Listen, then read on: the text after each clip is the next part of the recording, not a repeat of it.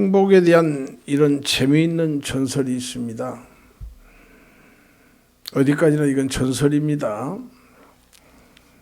그러나 많은 것을 생각하게 해주는 내용입니다. 신이 사람에게 행복을 주실 때 이름 개개인을 불러가지고 행복을 주시는 것이 아니라 천사에게 맡겼습니다. 그리고 이것을 아무개에게 골고루 나눠줘라 하고 전했습니다.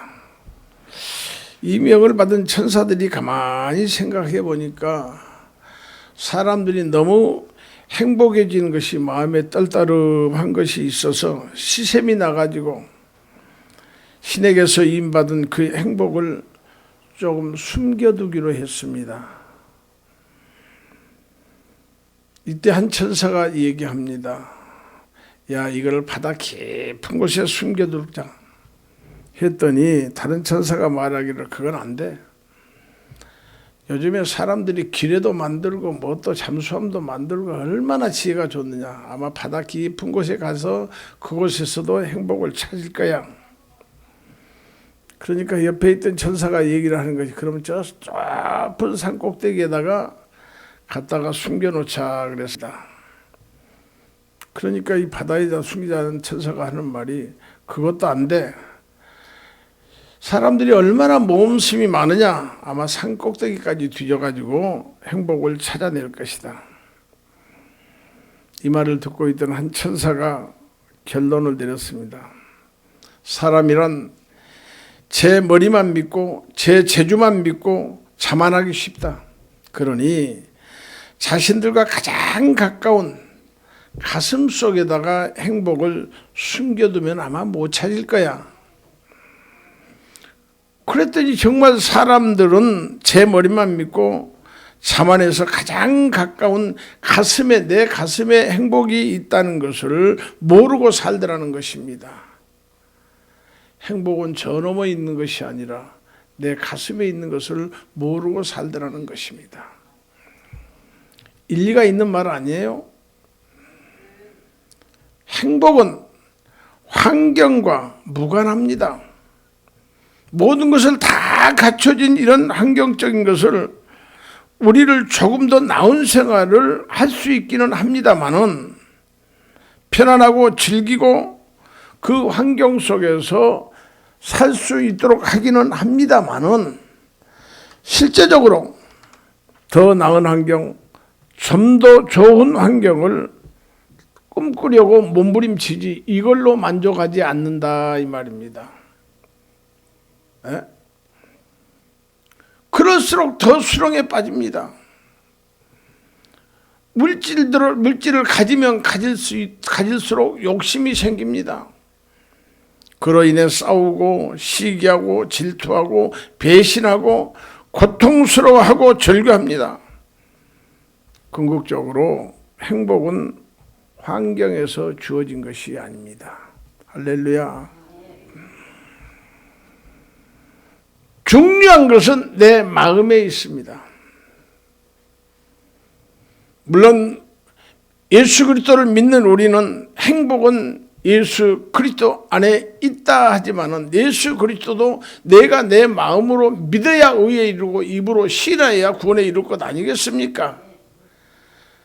그렇기 때문에 행복은 내 마음에 있다. 세계에서 가장 가난한 나라인 벵글라데시를 보세요. 행복지수가 세계 제1위입니다.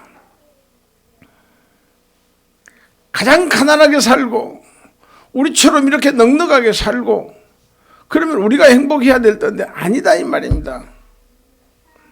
이런 예화가 있습니다. 영국의 타이강변에서 방앗간을 하는 사람이 있었어요. 그는 아침부터 저녁까지 일하면서 노래를 합니다. 아주 즐겁게 아주 기쁘게 타이강변에 살고 있는 나는 세계에서 둘도 없는 행운하다. 옛날 어른들이 그랬죠. 노래를 부르면은 무슨 가사가 있어서 부른 것이 아니라 즉흥적으로 불렀죠. 힘들면 아이고 이놈의 세상 하고 불렀죠. 옛날에 어른들은 그랬습니다. 흥얼대면서 기분 좋게 노래를 부른 거예요. 힘든 일을 하고 땀을 흘리면서도. 사람들은 그에게 행복한 가루를 빻는 사나이라고 이름을 붙여줬습니다.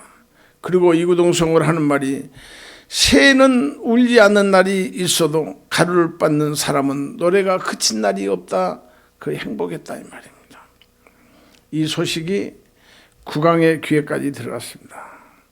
어느 날 국왕이 타이강변에 가서 그 남자를 만나고 매일 그렇게 유쾌하고 기분이 좋고 기쁘고 즐겁게 노래한 이유가 무엇인가라고 물어봤습니다.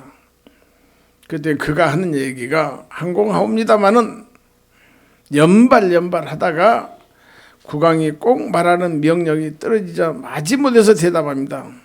저는 아내를 사랑합니다.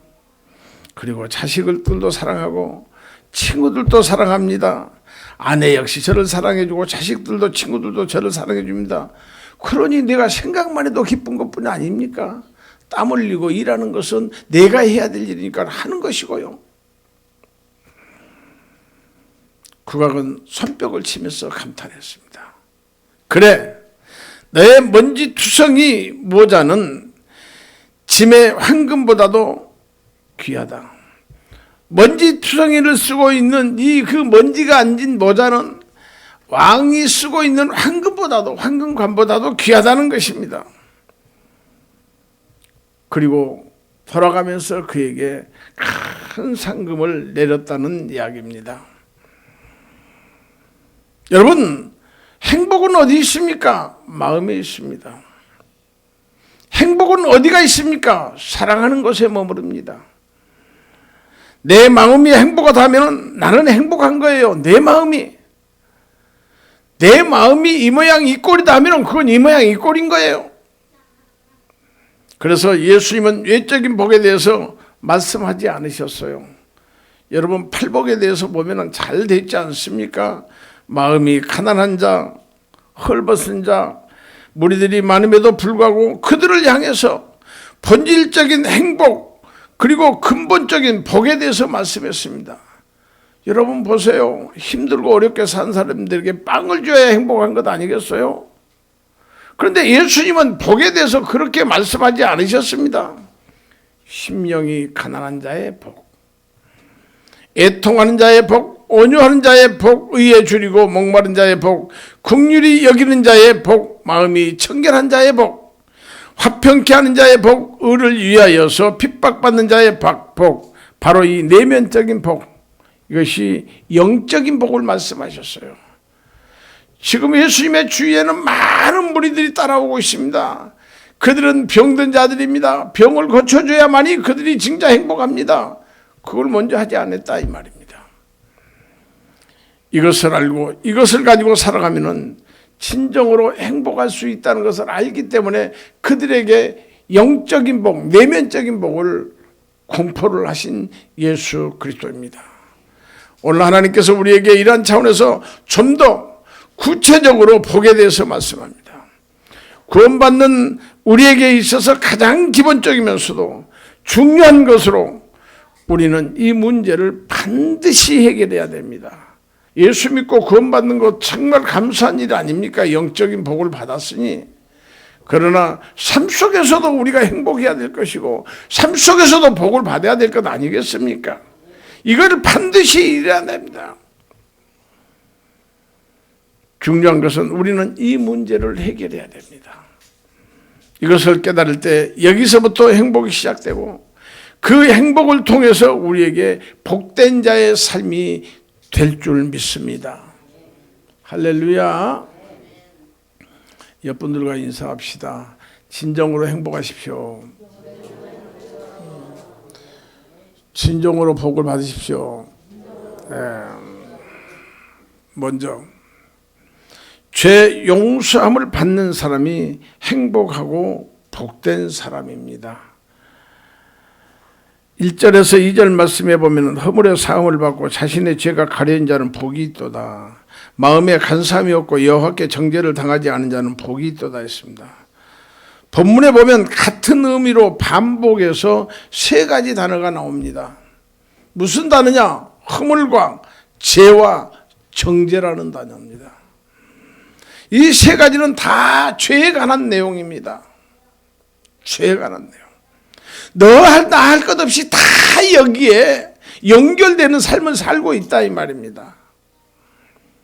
죄는 헬라어로 말하면 페사란 말인데 하나님의 뜻을 거스르는 행위를 말하고 있습니다.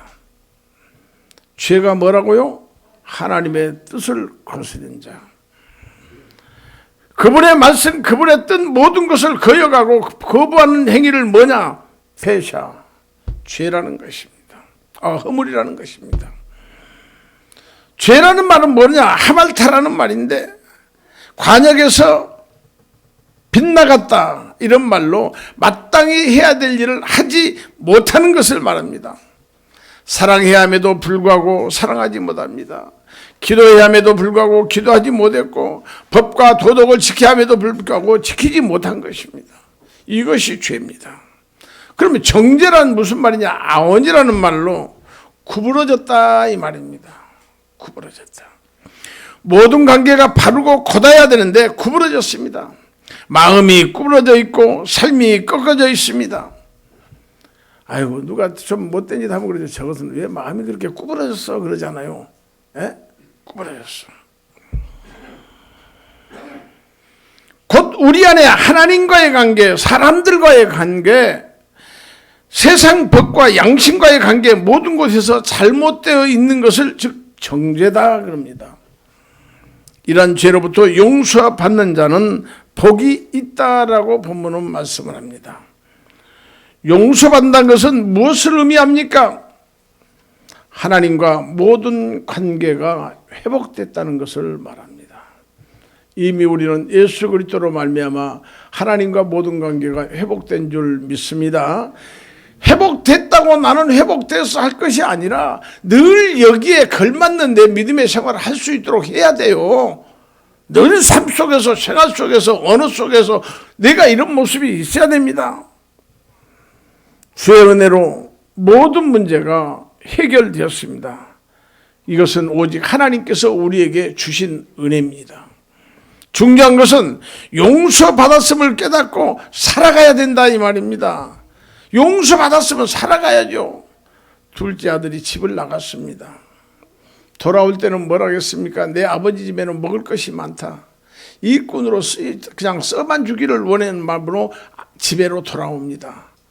그런데 아버지가 끼안고 뭐 요걸 시켜주고 좋은 옷을 입히고 가락지를 끼고 신발을 신고 오니까 모든 것을 회복됐다 이 말입니다. 살찐 송아지를 잡아라 해가지고 아들 회복이 됐는데 그때는 아들 아닙니까 왔으면은? 그런데 돌아올 때는 뭐라고 돌아왔어요? 우리 아버지 집에는 먹을 것도 많다. 일꾼으로 써주기를 원한다. 나는 그저 먹기만 하고 일꾼으로만 있다 한다면 아들이 회복되겠느냐 이 말입니다. 우리는 예수 그리스도로 말미암아 구속의 은총을 받는 죄 용서함을 받은 하나님의 자녀니까 하나님의 자녀답게 살아야 될 줄 믿습니다. 사람이 죄를 짓고 있을 때 그것은 무거운 짐이 됩니다.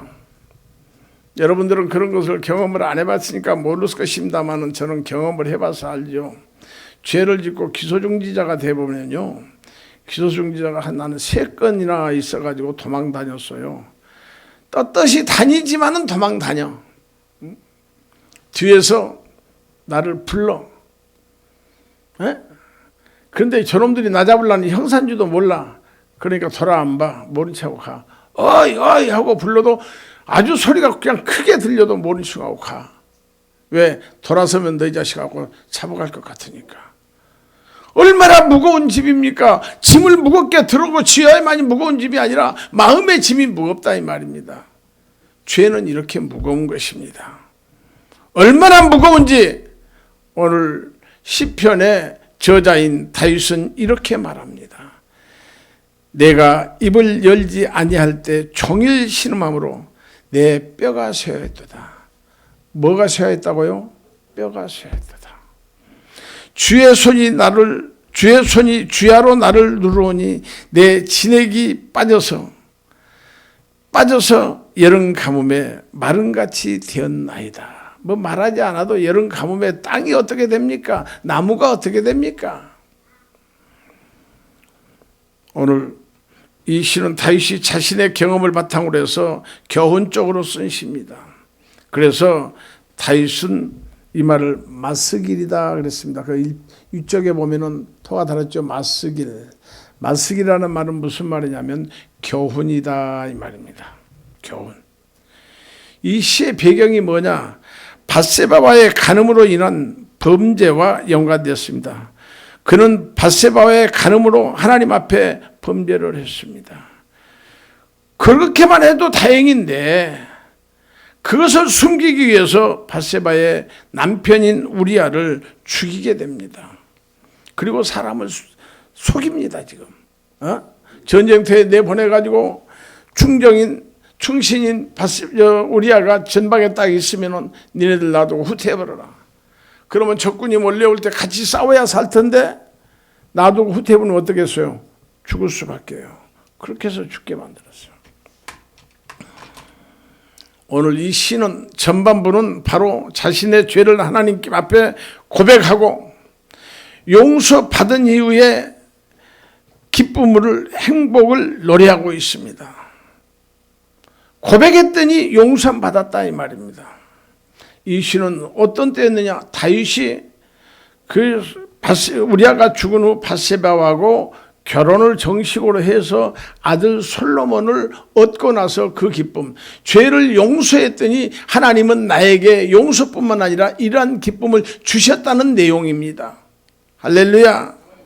사랑하는 교회 여러분들이요, 여러분의 마음속에 감추고 있는 죄의 짐이 있다면 그 짐을 내려놓읍시다. 어디다요? 주님 앞에, 예수 그리스도 앞에. 그리고 하나님께 회개하고 죄의 용서함을 받음으로 확신한다면 기쁨과 행복을 누리기를 주의 이름으로 축원합니다.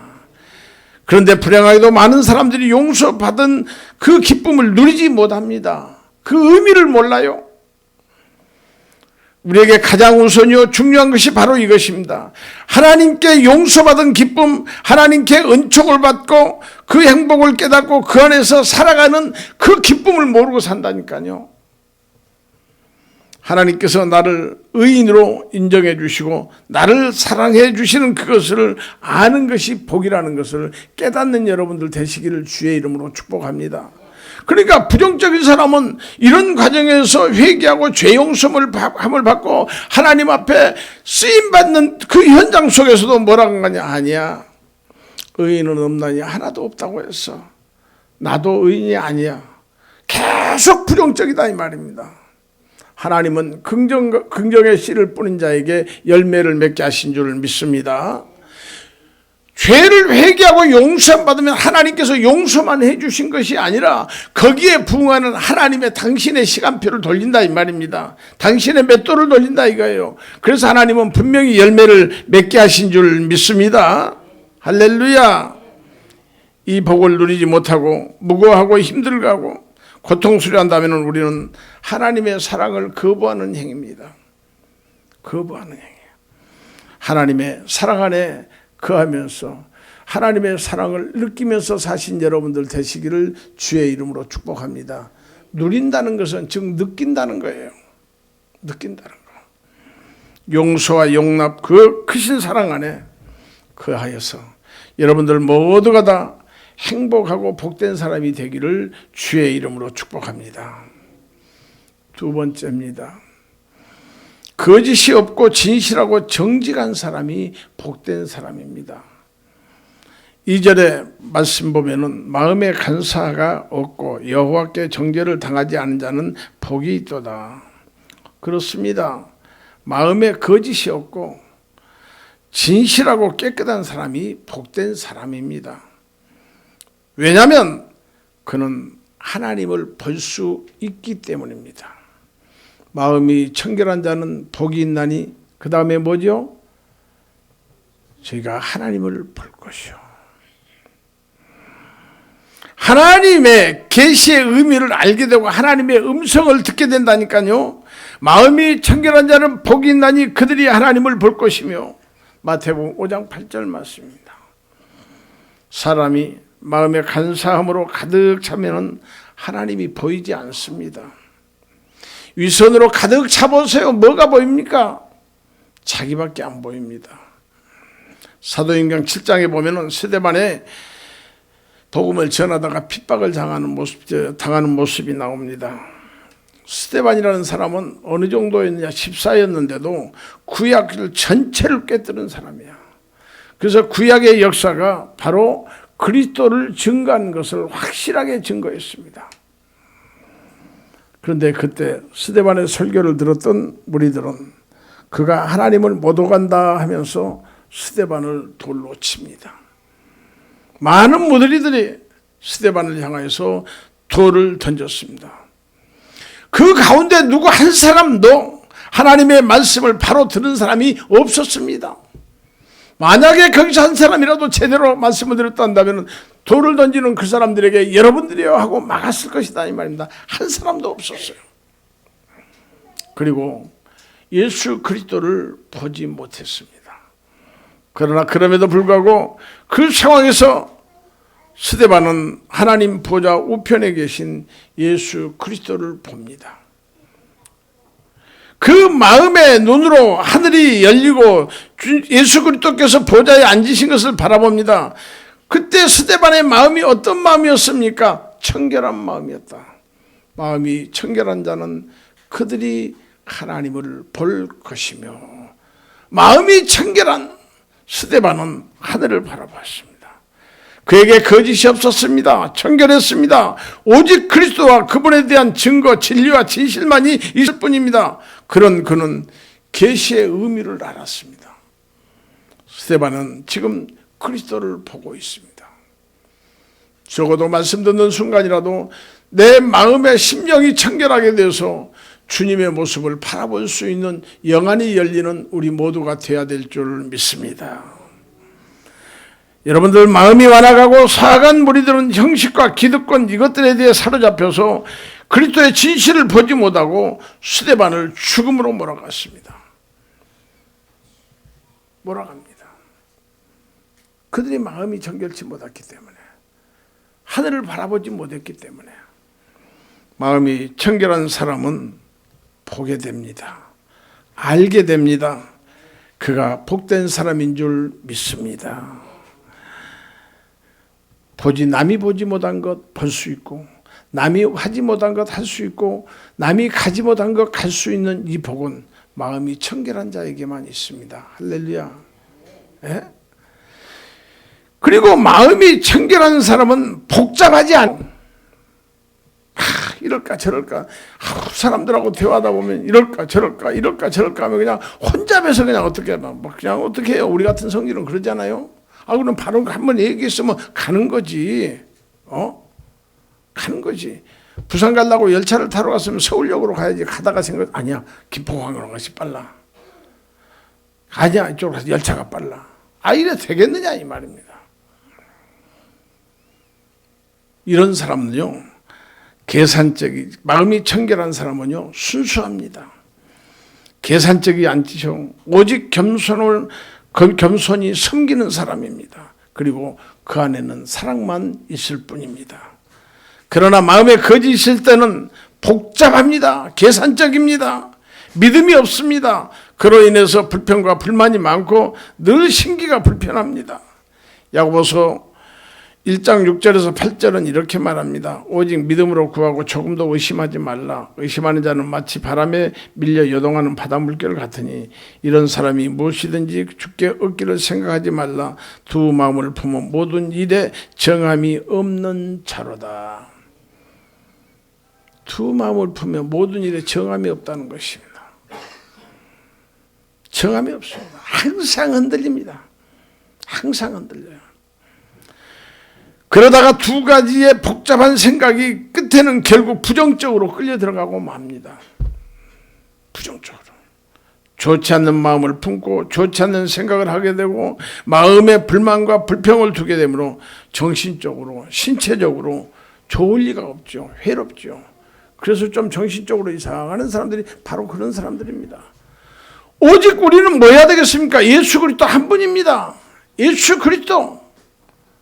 모든 문제 해결자이신, 완벽하게 해결하신 예수 그리스도 한 분. 그리고 우리 마음이 하나여야 된다 이 말입니다. 내 속에 두 마음, 거짓된 마음, 이런 마음을 그리스도 안에서 한 마음으로, 진실한 마음으로, 정직한 마음으로, 한 마음으로 세울 때 나는 행복할 수 있고 복된 삶을 살게 된 줄 믿습니다. 두 마음 품지 마세요. 흔들리지 마세요. 한 마음 품으시기를 주의 이름으로 축복합니다. 내 마음을 사랑과 진실 순수함으로 채우면은요, 먼저 내가 건강하다니까요. 병원에 가서 의사들한테 얘기해 보면은요, 모두가 뭔가니, 아니 몸 아픈데 운동하라. 요즘에는요 70%가 운동하라. 좀 조용히 가서 조용한 데서 쉬어라. 이런 거예요. 진정 내 마음에 그리스도로, 내 마음에 그리스도가 채워지게 되면은 우리의 삶은 복되고 행복하고 건강할 줄 믿습니다. 행복하다 이 말이에요. 또한 하나님께 이런 사람은 순종합니다. 그리고 쓰임받게 됩니다. 아무나 쓰임받는 것이 아닙니다. 그리스도로 내 마음과 채워지고 사랑과 진실 순수함으로 채워질 때에 하나님께 순종하니까 순종하는 자를 하나님은 사용하신 줄 믿습니다. 이 마음이 진실하기 때문에 그 사람의 모습에서 보면 겸손합니다. 무엇을 하든지요. 진실해요. 겸손하게 하나님께서는 그 사람을 사용하시고 사람들이 그를 존중하게 보게 된 줄 믿습니다. 겸손해 보세요. 어디 가든지. 마리아가 천사로부터 잉태 사실을 들었을 때 깜짝 놀랐습니다. 그래도 그럴 것 아니겠어요. 남자를 알지 못하는 처녀가, 그나마도 약혼을 해놓은 처녀가, 바로 역사적으로 보면 그 시대에 그렇게 됐으면 돌에 맞아 죽어야 될 그런 시기에 잉태 소식을 듣습니다. 얼마나 놀랐겠어요. 그러나 그것이 하나님의 은혜로 된 것임을 듣는 순간 그녀는 계산하지 않았어요. 복잡하게 생각하지 않았습니다. 오직 하나님께 순종했습니다. 그래서 그는 고백합니다. 주의 여종이오니 말씀대로 내게 이루어지리이다. 믿음 안에서 마음이 깨끗하고 청결한 사람은 하나님을 인정합니다. 하나님 인정은 무엇입니까? 성경 66권을 인정하는 거예요.